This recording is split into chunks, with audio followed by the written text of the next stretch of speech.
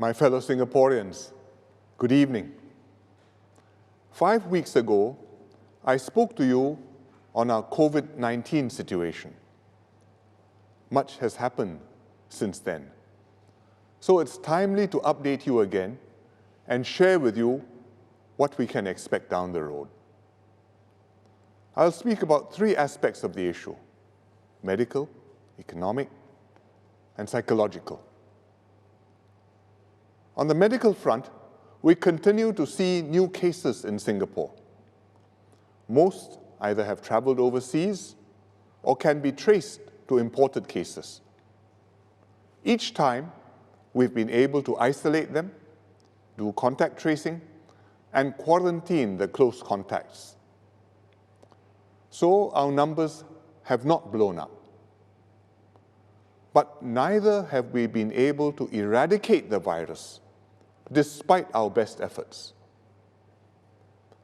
At the same time, around us, the number of cases is rising rapidly.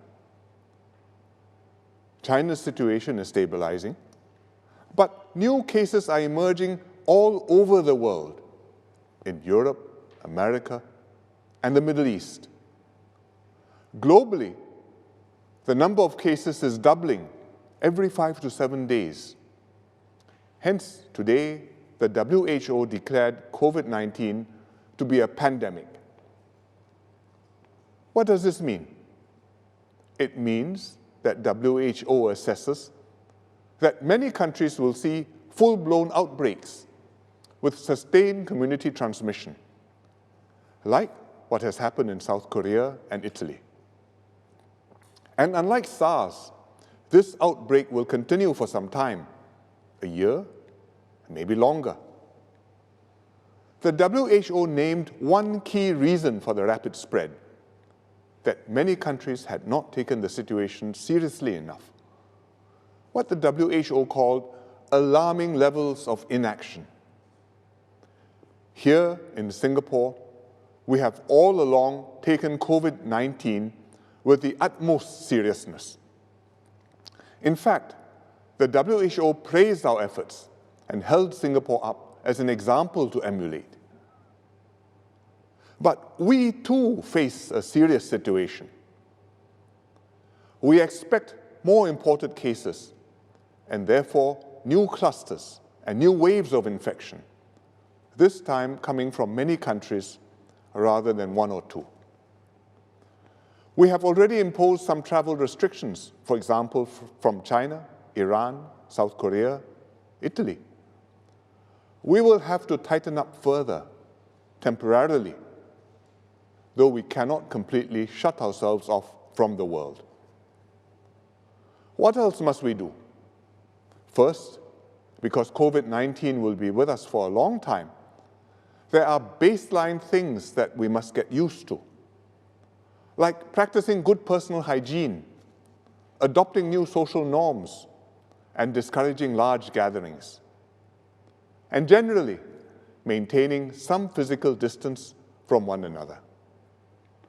That's why we already scaled down community activities, especially for the seniors. And we can do more in other areas. For example, at religious gatherings. In South Korea, the cases spread through the Shincheonji church group. In Singapore, 2 of our big clusters happened in church groups.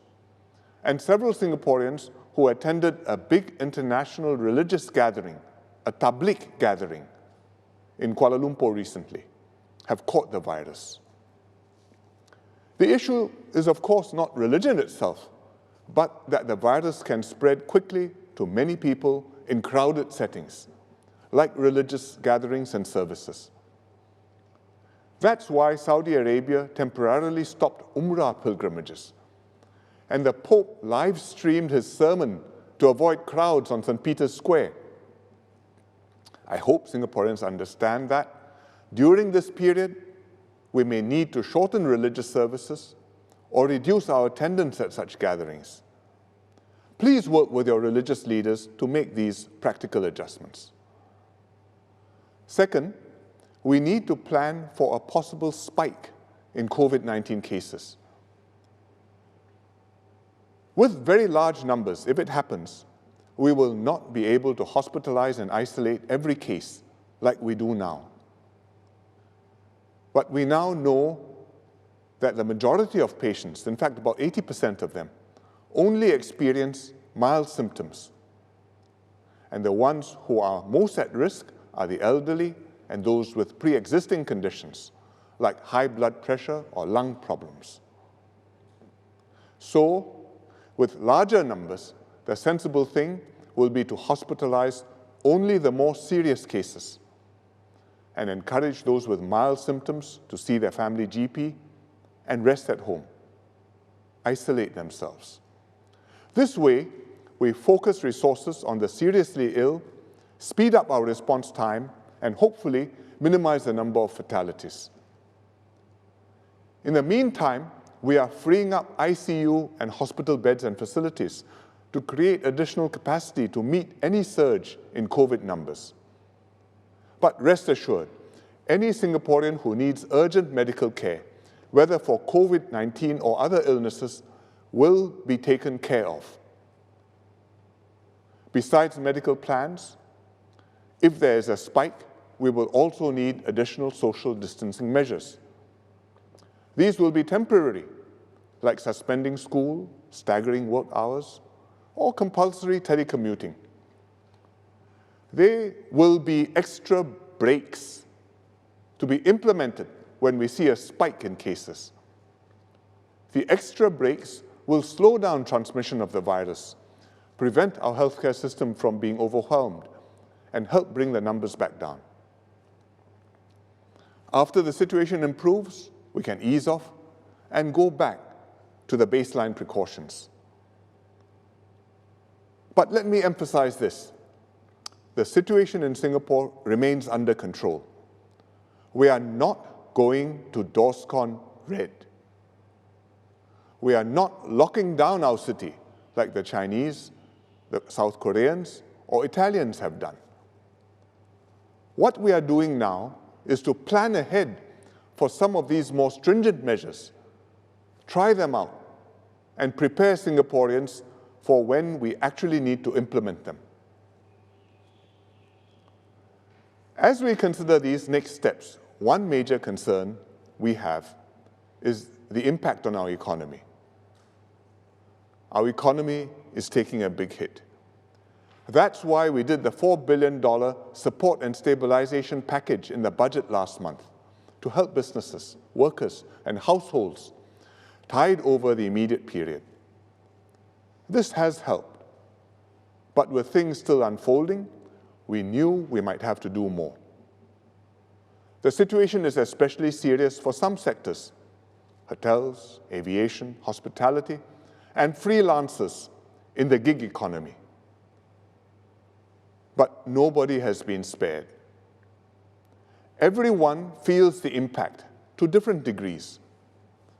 So the government is working on a second package of measures. We will help our companies with their costs and cash flow to keep them afloat through the storm.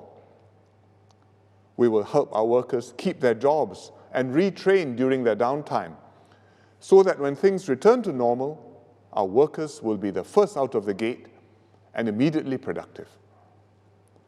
And we will give those who are retrenched and unemployed, as well as their families, an extra helping hand to see through this difficult period.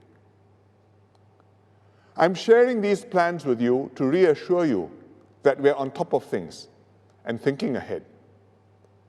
We anticipated the medical and economic consequences.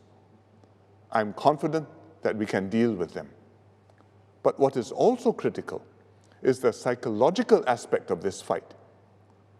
Our frontline staff are working extremely hard to keep Singapore going. Healthcare workers, immigration officers, civil servants, public transport workers, taxi drivers, cleaning staff, Singaporeans are cheering them on. The government, for its part, has been open and transparent with our plans. When we made direct appeals to Singaporeans, for example, only wear face masks when unwell, or don't worry about our supermarkets, running out of food or household items, people accepted our reassurances and changed their behavior.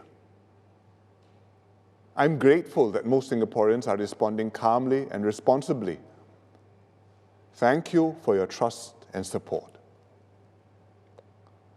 Singapore's response has received international accolades. Underlying this is the social and psychological resilience of our people. What makes Singapore different from other countries is that we have confidence in each other, we feel that we are all in this together, and we don't leave anyone behind. This is SG United. We are SG United.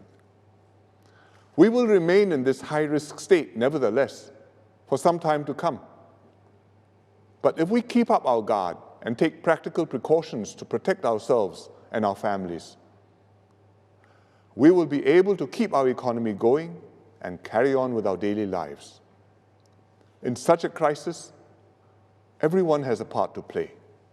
I hope you'll work with me and my colleagues to keep our families safe, keep Singapore secure, and move forward together. Thank you.